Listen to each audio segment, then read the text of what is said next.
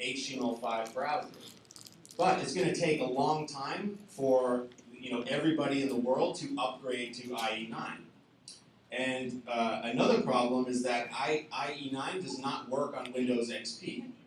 So you have to get the whole world to upgrade from Windows XP to another operating system. So it's going to take a long time before HTML5 is supported, in all of the browsers. So it's a very, very important thing to know.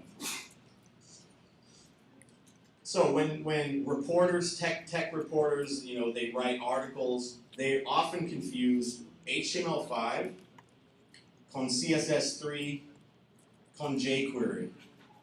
So anything that moves around on a web page that's not in Flash, they say is HTML5, and that's not accurate at all.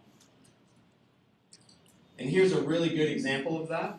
How many people remember seeing this? The Google homepage with the particle effects where you move your mouse and the particles went everywhere. So all of these reporters said, oh, this is HTML5, and wow, this shows the power of HTML5. There was no HTML5 at all in this. It was just solo JavaScript with un pequeño or un poco CSS3, no HTML5. So a lot of people are confused about HTML5. So what is HTML5, or what are the features? So one of the things is there's a lot of new HTML tags. So este día in HTML, everything is in div tags. So the header is in a div, my navigation is in a div, it's all div tags. In HTML5, there's some new tags, and we'll talk about that in a momento.